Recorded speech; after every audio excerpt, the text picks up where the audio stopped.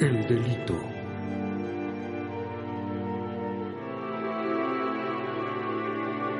El delincuente.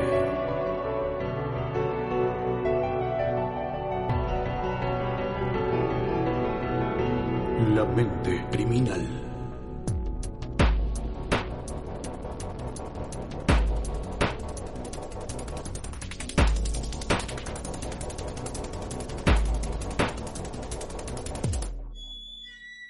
Esto es Podcast y Castigo, la ciencia detrás del folclore. Amigas y amigos, sean ustedes bienvenidos a un nuevo episodio de Podcast y Castigo, la ciencia detrás del folclore. Soy su anfitrión, Jonathan Luna Blanco, magíster en Sociología y Política Criminal. Primero que todo, y como siempre, quiero darles las gracias por la acogida que ha tenido Podcast y Castigo en Spotify, en iVoox, en YouTube, en Spreaker, en Deezer y en todas las plataformas. Si quieren escucharnos, lo único que tienen que hacer es entrar a Spotify, estas plataformas, o en el buscador de Google. Escriben Podcast y Castigo y créanme que somos la primera opción de búsqueda en Google. Y siguen llegando las preguntas y se siguen generando los debates que han surgido a raíz de los episodios anteriores. Y claro que sí, estas preguntas, estas dudas, las iremos resolviendo a lo largo de los diferentes episodios. De igual manera, como siempre, quiero agradecer al equipo de Audica Studio, quienes hacen posible este programa.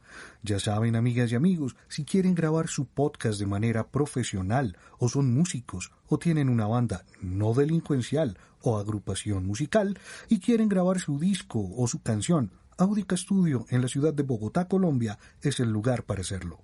Ya saben que si llaman al teléfono 318-400-3277 o escriben al correo audicastudio@gmail.com y dicen vengo de parte de Jonathan Luna de Podcast y Castigo, la ciencia detrás del folclore, recibirán por parte del estudio y de este programa un fabuloso descuento. En este programa también quiero extenderles la invitación para que no se pierdan todos los jueves, cada 15 días, a partir de las 7 de la noche, el programa El Sofá Rojo de Audica, donde hablaremos de la música, del arte y de la cultura.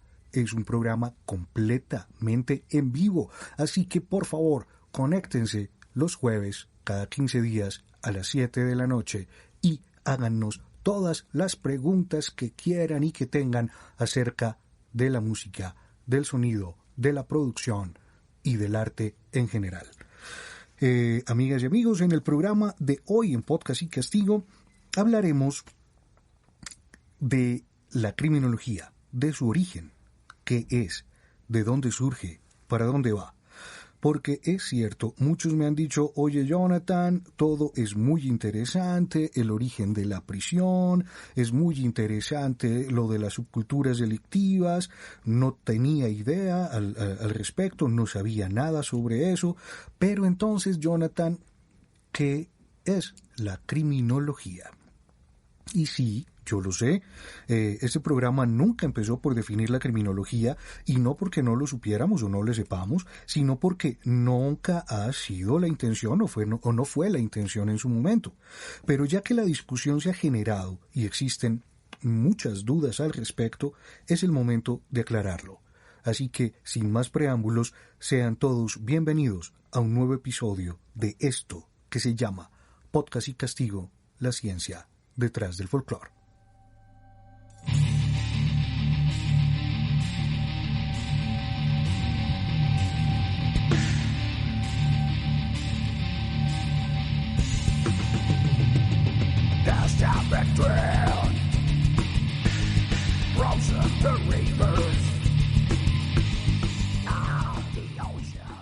Debo decir, amigas y amigos, que lo que escuchábamos es la banda colombiana, más exactamente de la ciudad de Bogotá, Impulse.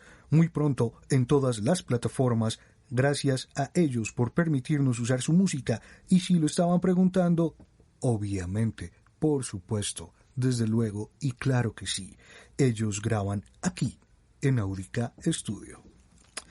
Y bueno, a lo que te traje. Es claro, y sé que es claro, que mucha gente habla de criminología. El ciudadano de a pie, el político, el jurista, el filósofo, el psicólogo, el psiquiatra. En fin, mucha gente habla de criminología. Y es más, como bien lo dice Pavarini, muchas ciencias creen que la criminología es un apéndice, un anexo propio de sus ciencias. Entonces es fácil encontrar a un psicólogo, un psiquiatra que digan, sí, claro, cuando hablamos de criminología, que esto está pegado a la psiquiatría, que esto está pegado a la psicología, como si fuera un anexo, una ciencia auxiliar de esa otra ciencia. Pues hombre, yo creo que con este programa vamos a rebatir esa posición o esa creencia. Indica la profesora Elena Larrauri que la criminología surge como una disciplina académica aproximadamente a mediados del siglo XIX.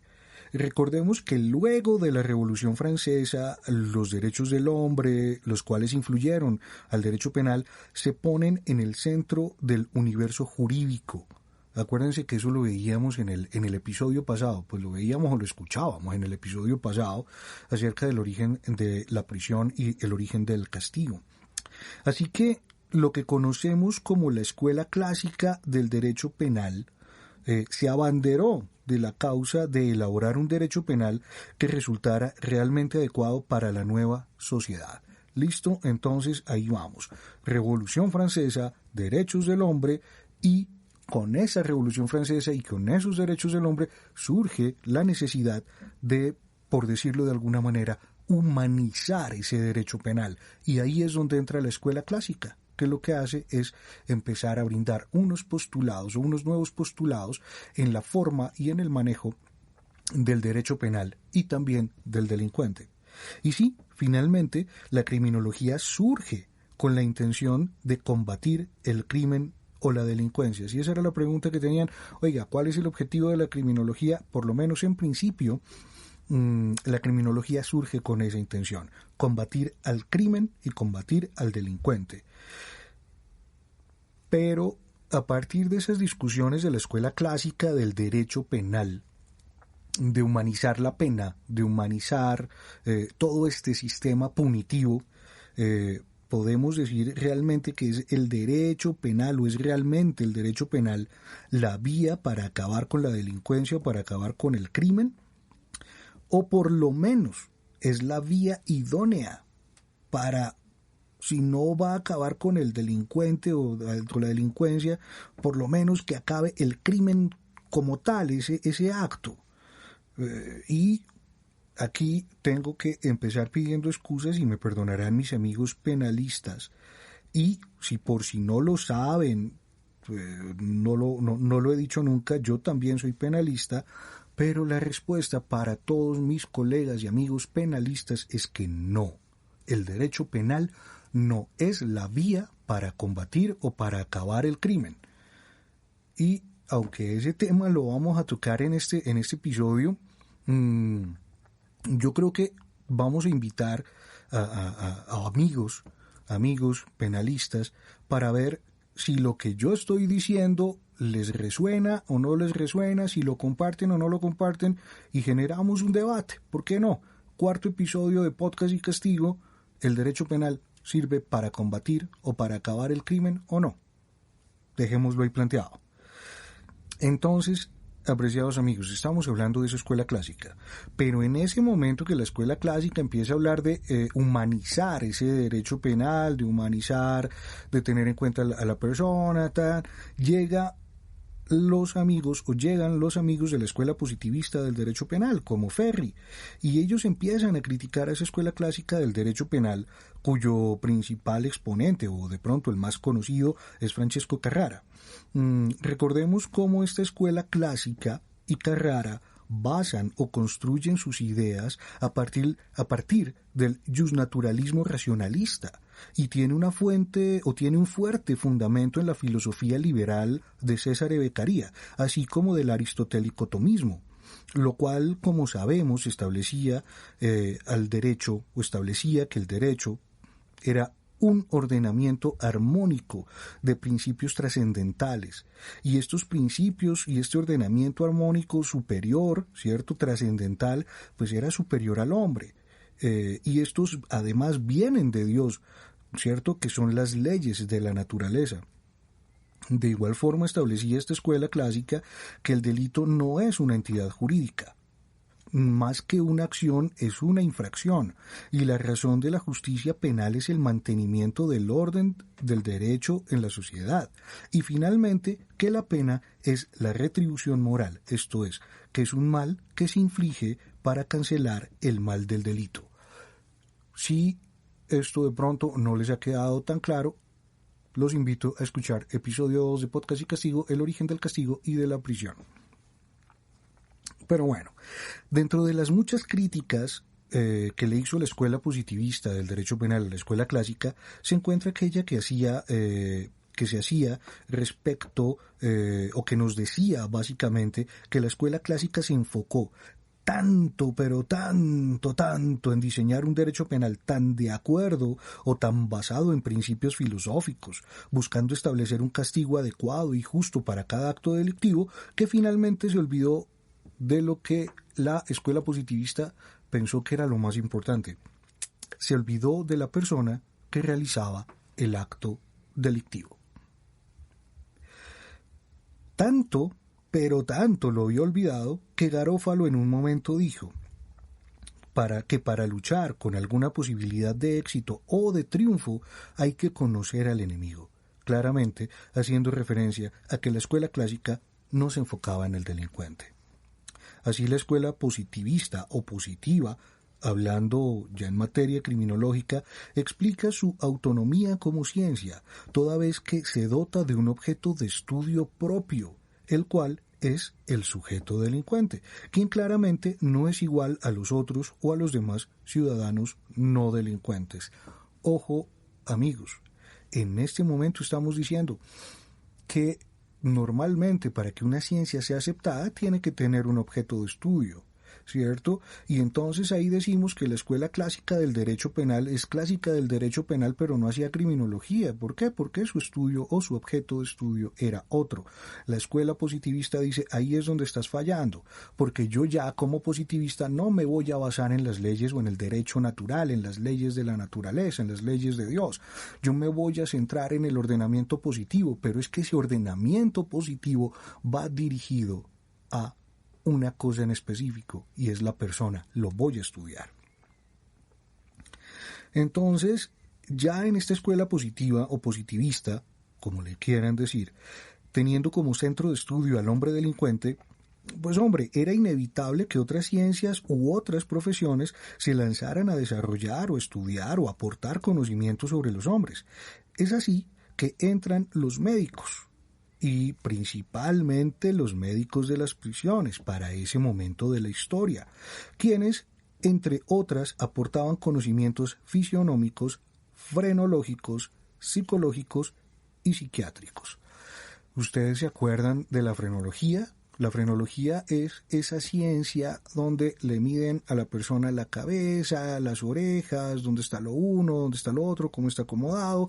Entonces, si tienes la frente huidiza, es decir, un poquito echada hacia atrás y es más grande, y tienes el lóbulo occipital de tal forma, el parietal de tal forma, y tienes una parte aplanada en la cabecita y en las orejas, las tienes un poquito separadas. Si el lóbulo de las orejas está pegado a la cara, pues hombre, básicamente si tienes esas características eres un delincuente o eres propenso a que naturalmente, ontológicamente, seas un delincuente.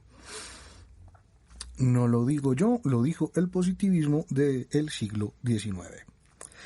Pero finalmente, la escuela positivista, al igual que la escuela clásica, centró su accionar respecto de la eliminación del delito por medio del derecho penal. Entonces, se puso esta escuela positivista a estudiar al hombre, a estudiar al delincuente, y dijo, oiga, para acabar con esta delincuencia y acabar con el sujeto delincuente, vamos a utilizar el derecho penal. Y entonces podemos decir que los positivistas criticaban a los seguidores de la escuela clásica porque en últimas recurrían al derecho penal para combatir el crimen y estos terminaron cayendo en lo mismo y lastimosamente, terminó criminalizando a los pobres. Y pues obviamente, según los europeos, a todo lo que no se pareciera a ellos. ¿Quieren hacer la prueba? Sencillo. Busquen algo de la frenología, algo de Garófalo, y ustedes van a ver cuáles son. Ahí existe el libro, inclusive lo pueden encontrar en Google. Aparece como el Uomo delincuente. Está en italiano, pero es realmente fácil de entenderlo y de leerlo. Si uno no sepa italiano, entiende el contexto. Y cuando lleguen a la parte de las características, mírense en un espejo y van a ver que la concepción de delincuente fisiológica y fisionómicamente hablando termina siendo todo lo que no sea italiano de ese momento histórico del tiempo. Entonces, todo este desarrollo y teorías que se basan en estudiar al hombre delincuente o a la persona delincuente empieza a ser verdaderamente problemática. ¿Por qué? Pues porque al centrarse en estudiar las características físicas y biológicas de la persona delincuente de manera obvia, sí, es que es obvio, nos lleva a admitir que la delincuencia, o mejor dicho, que la persona delincuente es distinta o es diferente de la persona que no es delincuente. Y esto, amigos, aunque parezca lógico y a muchos de entrada, o más bien, y muchos de entrada, puedan decir que sí, que las personas que no son delincuentes son completamente diferentes a las que sí son delincuentes, es realmente y absolutamente problemático. Y ya les cuento por qué. All transforms. Error. Sounds of dogs everywhere.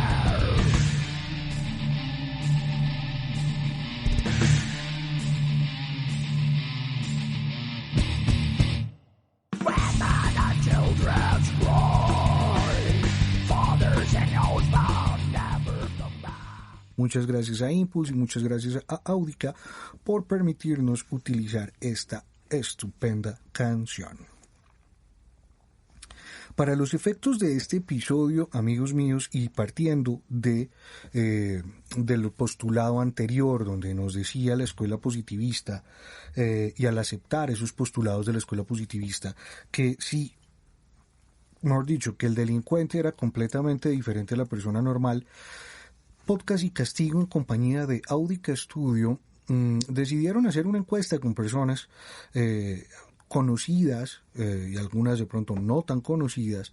Es una encuesta telefónica supremamente sencilla porque no tiene ninguna pretensión, pues, más allá de la de explorar lo que piensa la gente, donde les preguntamos a cada una de estas personas si creían que el delincuente o que la persona delincuente es completamente diferente a la persona que no es delincuente. Y es abrumador el resultado. Yo les podría decir que casi un 100% de las personas que obviamente no han cometido un delito, porque fueron las personas a las que se les hizo la pregunta no han cometido delitos y no han tenido que estar incursos en un proceso penal, mucho menos en un proceso de etiquetamiento o enrolamiento en el sistema. Muchas personas dicen que sí, que el delincuente es una persona completamente diferente a la persona que no es delincuente. Y pues bueno, en este momento yo los voy a dejar con algunos apartes o con algunas respuestas muy interesantes que nos dieron algunas personas. Así que, amigos, escuchemos qué nos dijo la gente. ¿Tú crees que existe una diferencia entre el delincuente o la persona que es delincuente y la persona que no lo es? No hablando desde el punto de los derechos o deberes, porque todos somos sujetos de derechos y deberes, seamos delincuentes o no seamos delincuentes, sino es más bien como lo que decían algunas personas del siglo XIX, y de hecho algunas personas sostienen todavía, y es que esas personas que son delincuentes tienen un gen, tienen un algo. ¿Tú crees que es cierto que los delincuentes son diferentes a las personas que no lo son? Buenas tardes, sí, totalmente. Para mí esto no se construye a través del tiempo, sino ya se lleva intrínseco en la persona. El que es delincuente. Entonces, a mi forma de ver, sí, efectivamente las personas cuando cometen un delito y generan en la sociedad un tipo de daño es porque ya lo llevan intrínseco como tal en la persona. Yo pienso que sí, que delincuentes o no, todos los seres humanos somos iguales, porque creo que nacemos con esa capacidad de sentir compasión por el otro. Y añadiría que la diferencia radica más bien en cómo decidamos enfrentar las situaciones que se presentan a lo largo de nuestra vida. Bueno, pues partiendo desde una teoría más bien filosófica, pensaría que todas las personas nacemos iguales. Sin embargo, en el desarrollo de su vida han experimentado una serie de eventualidades o eventos que los hacen cambiar ese parecer o esa naturaleza de las personas que en principio es ser buenas, ¿sí? Porque las personas nacen buenas, sin embargo, pues debido a estas eventualidades o estas vivencias, estas personas pues van adoptando otros comportamientos que son realmente diferentes o contrarios a su naturaleza. Súper, muchas gracias. Excelente, amigos. Yo no voy a emitir ningún juicio respecto de las respuestas que nos dieron. Finalmente, esas respuestas son para ustedes, para que ustedes hagan su propio análisis y saquen sus propias conclusiones. Pero bueno, en nuestro recorrido criminológico aterrizamos, después de todo este crecimiento exponencial de la necesidad de saber por qué la gente comete delitos y además tratar de atacarlo por medio del derecho penal, en nuestro recorrido criminológico aterrizamos, como les decía, en los Estados Unidos. Y obviamente cambiamos de continente. Estábamos en Europa y pasamos a América del Norte, pero América. Salimos de Italia y esta salida permitió a la criminología la entrada de otras visiones y de otras ciencias como la sociología, y así se le permitió la entrada al estudio de factores que antes no eran tenidos en cuenta, y son los factores ambientales. Estos factores son factores sociales, ecológicos, es decir, el medio ambiente en el que se encuentran y en el que se desarrollan las personas empieza a tener relevancia.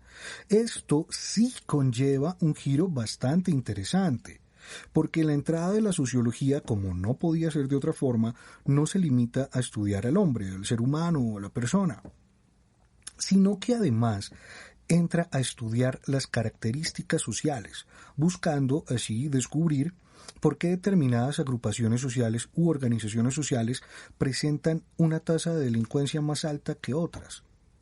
Entonces, ¿se acuerdan cuando hablábamos en el primer episodio de las subculturas delictivas? ¿Por qué estas subculturas delictivas o por qué este grupo etario, este grupo social, puede llegar a tener una tasa de comisión de delitos mucho más alta que otros grupos sociales? No sé, existen los punqueros, los skinhead, como para tratar de hacerlo más representativo. También claramente y la criminología y la sociología termina estudiando el por qué el encarcelamiento de personas de color, afroamericanas en Estados Unidos, ¿cierto? Y eso es un campo de análisis. ¿Por qué se dan los delitos más en un grupo social como los afroamericanos? Eso fue estudiado. Y eso estudia también la sociología y la criminología. Sin embargo, a lo que quiero llegar es que en este punto tenemos una clara y marcada diferencia entre la criminología italiana o europea. Vamos a asimilar en este episodio la criminología italiana a europea. Vamos a decir, la criminología italiana permeó la criminología europea y la diferenciamos de la norteamericana. Entonces, la primera criminología, es decir, la italiana o europea, se centró en estudiar al hombre y sus características, mientras que la segunda, es decir, la americana y basada en sociología, se centró en estudiar la organización social de las personas. Claramente, después de estos acontecimientos, de estos virajes, de estos ires y venires, encontramos puntos de inflexión en donde las cosas jamás, y a partir de ahí, jamás volvieron a ser las mismas. Es así como pasó con la teoría de la reacción social o la teoría del etiquetamiento, pero de ellas vamos a hacer su propio episodio, vamos a hablar después. Por ahora seguiremos descubriendo qué es la criminología.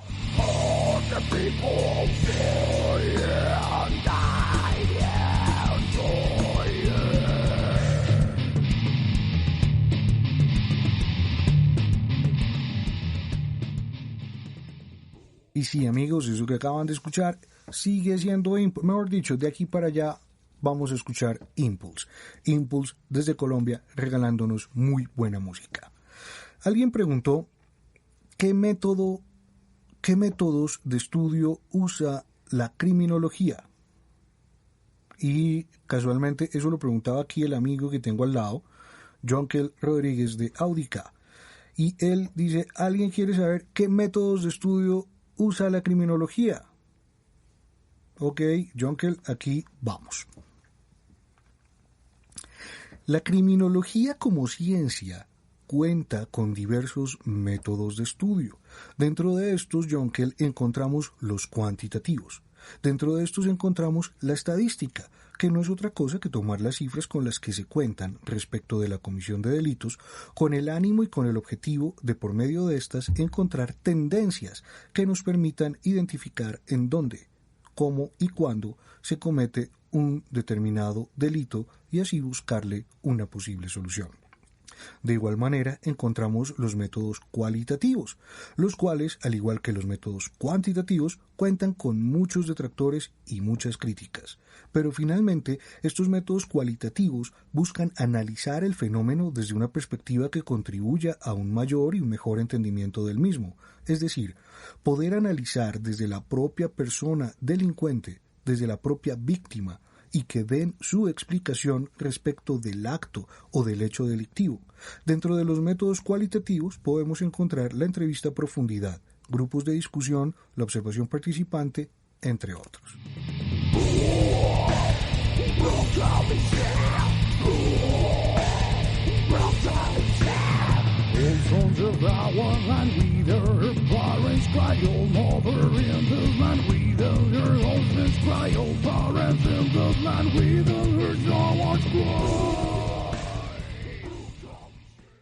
Hombre, qué buena música la que estamos escuchando hoy.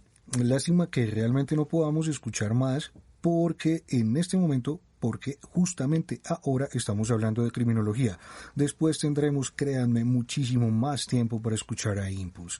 Pero pues, a todas estas, ¿para qué sirve la criminología? No hemos llegado a ese punto y es lo que ustedes estaban pidiendo. Ok, de entrada la criminología debemos decir que se encontró con una expectativa brutalmente alta. O sea, si hay una ciencia que en un momento determinado se puso un objetivo, yo diría que básicamente inalcanzable, fue la criminología.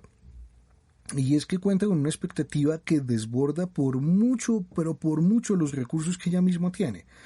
Y es la expectativa de acabar con la delincuencia. Y esto comparado con las demás ciencias sociales es realmente un objeto monstruoso. Entonces, si ustedes me dicen, oiga, finalmente, ¿cuál es o para qué sirve la criminología? En el primer punto, desde su misma creación, desde su mismo objeto, era acabar con la delincuencia. Debemos decir claramente que la criminología tiene como primera función la de prevenir el delito. De igual forma, indica la profesora Elena Larrauri, a quien extiendo un saludo y mi profunda admiración y respeto. Sus textos, si no los han leído, por favor, léanlos. A todas las personas que les interese la criminología, así sea un poco, no saben lo que pueden aprender con los textos de la profesora Elena Larrauri y los profundos estudios que he realizado.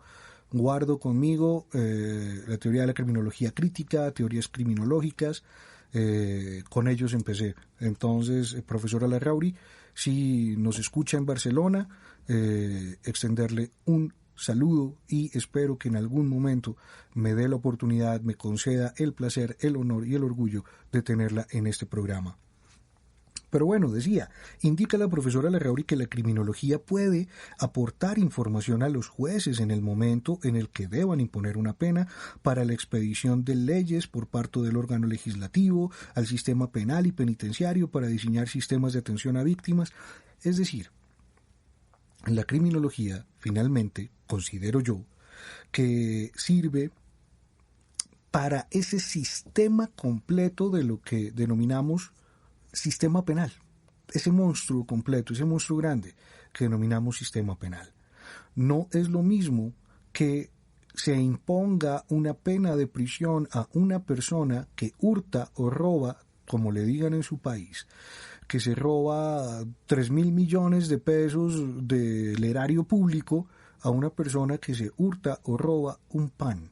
Claro, penalmente, como delito, es el mismo delito. El hurto es el hurto. Y el hurto tiene un sujeto activo, y el hurto tiene un sujeto pasivo, y el hurto tiene unos verbos rectores, y aquí me disculparán mis amigos criminólogos y sociólogos y los que no de pronto manejan el derecho penal, pero aquí me toca meterme en la dogmática. Y la dogmática nos dice, claro, hay un sujeto activo, hay un sujeto pasivo, hay unos verbos rectores, y el hurto es hurto. Sea por 1 millón, sea por 1 peso, sea por un pan, sea por 2 panes, sea por lo que sea por las joyas de la corona que me las haya hurtado, sigue siendo un hurto. Pero no es lo mismo, créanme, que un delito de hurto nunca va a ser el mismo, ¿cierto? Cuando usted lo analice, dependiendo de la persona que lo haya cometido. Y no estamos hablando de la diferencia entre el hurto que comete el pobre y el hurto que comete el rico, porque no es el punto. Es que usted puede encontrar 2 pobres cometiendo hurto y son 2 delitos completamente diferentes por más que sean el mismo tipo penal. O puede encontrar 2 ricos cometiendo el mismo tipo de hurto, pero van a ser guardadas sus proporciones completamente diferentes, porque todas las personas y todos estos delitos que son hechos, que son acciones humanas, que son acciones del ser humano, tienen cada uno sus propias aristas, ¿cierto? Y es a esos jueces a los que desde el punto de vista criminológico o con el uso de la herramienta de la criminología pueden llegar a realmente poder proferir una decisión en estricta justicia, ¿cierto? Pudiendo valorar diferentes condiciones que llevan a la persona a cometer ese delito y proferir de esta manera una decisión muchísimo más justa. Pero bueno, yo, Jonathan, considero que la criminología sirve para no tragar entero, para primero conocer y después hablar.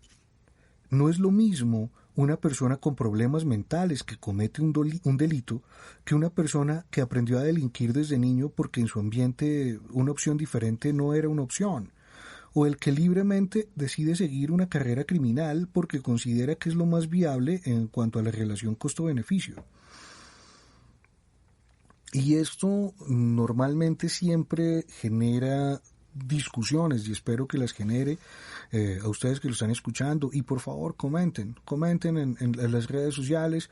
En Instagram me encuentran como Jonathan S. Luna B, en Facebook como Jonathan Sebastián Luna Blanco, en YouTube como Jonathan Sebastián Luna Blanco, así está mi canal. Por favor escríbanme y generen el debate, generemos el debate. Y es la pregunta que quiero dejar, o más bien la reflexión que quiero dejar en este momento, y es, no es lo mismo la persona con problemas mentales, no es lo mismo la persona que no tuvo más opciones, y no es lo mismo la persona que decide llevar una vida criminal. El hecho de contar con una ciencia que nos muestre de manera clara cómo el mismo sistema penal y el sistema penitenciario afecta a la sociedad y a la persona, ya realmente la hace ya una ciencia valiosa, una ciencia que nos muestre cómo factores a los que no les prestamos el más mínimo cuidado, como el ambiente en el que se desarrolla, se crece, y en el que vive una persona afecta o condiciona o lleva a que se cometan delitos, ya hace de esta ciencia una ciencia valiosa. Ese creo yo que es uno de los más grandes y de los mayores aportes y de las utilidades que podemos decir que tiene la criminología.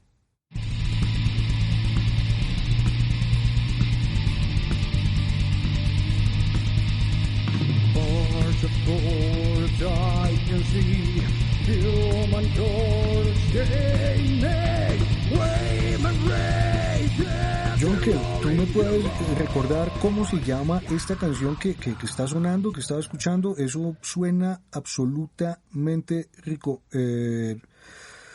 Pues nada, no me digas, espérame. De aquí tengo que salir a tomarme alguna cosita escuchando Impulse. Ahí no hay nada que hacer. Pero bueno, mientras yo sigo aquí con mi café en Audica Studio, la casa de la música, la casa del rock colombiano, hablando de criminología, necesito otro sorbo. Y bueno, amigos, para ir terminando por el día de hoy, ¿qué podemos decir del derecho penal y la criminología? Y creo yo que esa es una pregunta de las que les hacen o nos hacen a todos los que estudiamos derecho penal. Si no se las han preguntado es porque todavía no han empezado a ver derecho penal, pero en el semestre en el que lo vean les van a hacer la pregunta: oiga, ¿y cuál es la relación entre derecho penal y criminología? Amigos penalistas. Y ya nosotros empezamos a decir: oiga, no es una relación fácil, la relación entre derecho penal y criminología no ha sido fácil. Y hoy en día algunos hasta han llegado a decir que una ciencia se ayuda con la otra y que se necesitan, pero pues digamos, eso es un avance o esa conclusión de que se ayudan y que son ciencias complementarias, pero realmente no ha sido así. Recordemos que el derecho penal se abrogó como objetivo y como fin último el reducir, si no es reducir, acabar la delincuencia, y pues de ahí para allá entenderán qué pasa con dos ciencias que tienen un mismo objetivo. Pues hombre, se genera la competencia por ver cuál de las dos es la verdadera ciencia, ¿no? ¿Cuál es el único, el number one? Y de igual manera la pretensión de hegemonía de una ciencia sobre la otra, ¿no? ¿Cuál está por encima? ¿Cuál es la reina y cuál es la virreina? Es más, algunos penalistas en sus textos de derecho penal, sobre todo en derecho penal parte general, no lo digo yo, vayan, abran en su biblioteca el primer libro de derecho penal general que encuentren y van a encontrar a veces, o en algunos, que hablando de criminología, hablan de ella como una ciencia auxiliar del derecho penal. Pero pues hombre, yo, criminólogo, tengo que decirles, amigos penalistas, es que no. Realmente la criminología es una ciencia independiente que se nutre como otras de diversos conocimientos, de diversos saberes, de diversas ciencias. Pero debemos decir que finalmente la criminología es una ciencia multidisciplinar que estudia el delito, que estudia al delincuente, sus causas, sus formas, su prevención y hasta el mismo sistema que busca reprimirlo.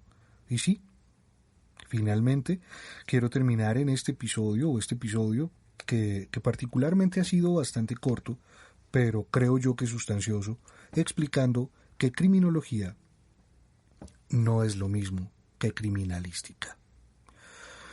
No sé si será por el país, no sé si será por la región, no sé, no tengo ni idea por qué. Pero a mí me ha pasado que me meto a YouTube, que entro en Google y pongo criminología y a veces me salen comentarios, videos, audios, explicaciones poniendo criminología, cosas que son pues, que tienen que ver con la criminalística. Y si este episodio sirve hoy para que la diferencia entre criminalística y criminología se entienda y quede clara, me doy por muy bien servido. La criminalística es una ciencia, es una disciplina que aplica métodos y técnicas de investigación científica de las ciencias naturales en el examen de material relacionado con un posible hecho delictivo y busca determinar por medio de ese análisis qué sucedió, cómo sucedió, cuándo sucedió y quién lo cometió. Dentro de este podemos encontrar el estudio y el análisis de diferentes elementos como proyectiles, armas, restos de material genético, cuerpos, heridas, entre muchos otros. Por esta razón, amigos míos, criminalística y criminología son dos cosas completamente diferentes. Por favor, dejemos de llamar criminología a la criminalística. Eso es una solicitud desde Podcast y Castigo, la ciencia detrás del folclore. Esa es, creo yo, que una conclusión importante. Amigos, les dije, este episodio era bastante corto. Hasta aquí hemos llegado hoy con el origen de la criminología, qué es la criminología y cuál es su objeto. En nuestro próximo episodio, no se pierdan una teoría que a mí particularmente me gusta. Hablaremos del etiquetamiento. ¿Qué pasa cuando una persona atraviesa el proceso en el sistema penal? ¿Y si después no lo condenan? ¿Y si después resulta inocente? ¿Puede seguir su vida? ¿Es normal? Bueno, eso lo analizaremos en un próximo episodio. Un fuerte abrazo a todos. Soy Jonathan Luna Blanco. Esto es Podcast y Castigo, la ciencia detrás del folclore. Chao, chao.